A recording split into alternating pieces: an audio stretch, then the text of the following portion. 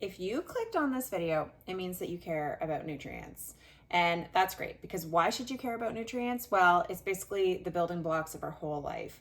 And starting down this journey means that you have to basically undo all of our programming, all of your programming up till this point. And believe me, I was in that point at that point, and there is like, it's a journey. It's a really big journey. And essentially grew up in a vegetarian household, totally into like eating a lot of whole foods, which I do still think are great. But now I'm obsessed with nutrients, because even though we're crunchy, organic, healthy living, my kids had cavities. And that's sort of like what started this journey. So if you want to think about how cavities aren't normal, crooked teeth aren't normal, prehistoric humans didn't have them, animals in the wild don't have them, so something that we're doing isn't working, and you've probably heard this, and that's why you're here. Well, the first thing, I think, the baby step into the nutrient density journey is bone broth. And so today I'm going to talk about how to make bone broth. Now, like I said before, you have to undo all of your programming. That's step number one, because you can't get grossed out by bones. You can't get grossed out by animal parts or anything like that. And it's not gross. So you kind of just have to like wipe everything out of your mind and think, okay, how are we going to do this? So what you do is you don't buy it from the grocery store. Why don't you buy it from the grocery store? Well, first off, what is that made with? Like, what is that made with? We don't even know. It's not gelatinous, so it's probably not full of nutrients, and it comes in a plastic Tetra Pak, which is kind of disgusting in terms of having hormone disrupting plastics touching your food. Gross. Okay, so we're not getting our bone broth in a Tetra Pak because that's disgusting and it's not real food. Sorry if that's super offensive to people, but it's actually quite true. Okay, I'll stop. I won't keep going on it.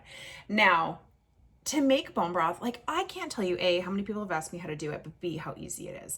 Like, it's easier than buying it in a Tetra Pak. Okay, maybe not, slightly. So first you have to go to a butcher. I'm standing in front of my giant pot. I can't even pick it up. First you have to go to a butcher and you have to get bones. You can call a butcher and be like, do you have bones? Now, do you want to be picky about grass-fed bones? Maybe. I just wouldn't. If you can get bones, get the bones.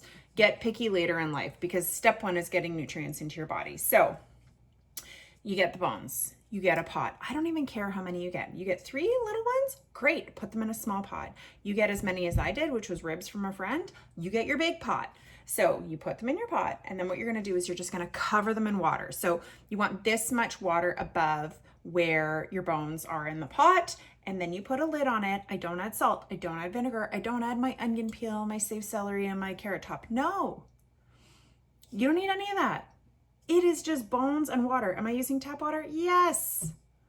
Like, seriously, people, this is not like this purity law or anything. Like, it is so easy.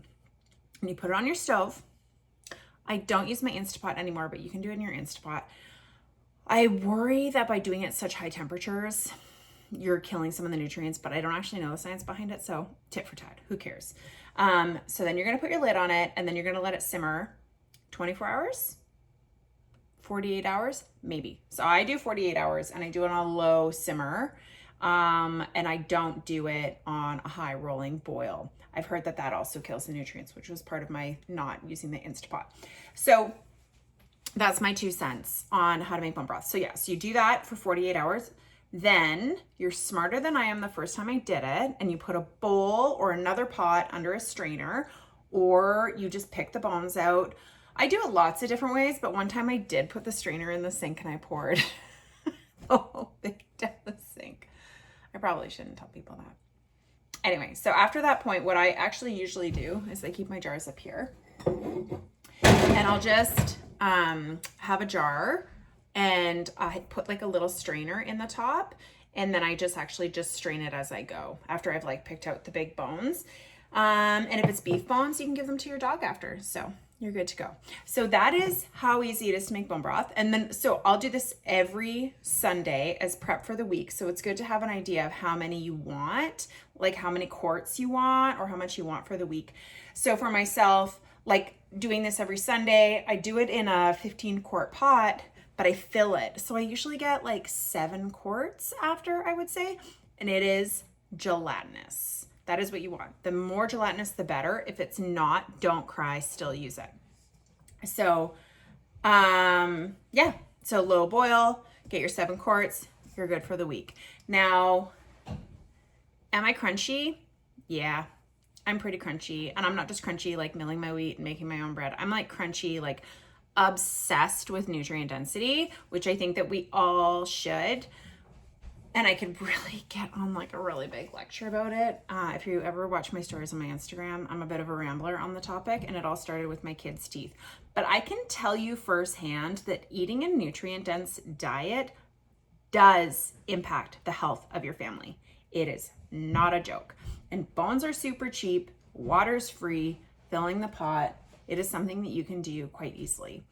I'll be sharing more videos on how to basically make nutrient-dense meals in your kitchen with my rants and my lectures and the stupid things that I've done along the way. But anyway, maybe one day you'll see my kitchen and you can see how crunchy I am. My kids think I'm insane. But their teeth are also growing in straight and they haven't had cavities for 3 years. So, you know, maybe it's all paying off. I was just gonna add one more thing, which is the rule of bone broth. The who makes the bone broth has to clean it up, because the bones, give them to your chickens or give them to your dogs if they're beef bones. Actually, chicken bones will like basically turn to mush when you're done, and you can give those to your chickens too, but just make sure, do the like nail test to make sure that they crumble and they don't splinter, and then you can give them to your dogs. But anyway, make sure you scrub your pot after, and I recommend doing it right away. I don't skim the scum. I don't salt it. I don't do anything. And you're going to find that you have the most nutrient dense, beautiful bone broth. And maybe one day you'll be like, I want to get grass-fed bones, or I want to get local bones. Great. But you know what? Get them from your butcher. Maybe your grocery store even has them and you can ask them too. Okay. Thanks for watching.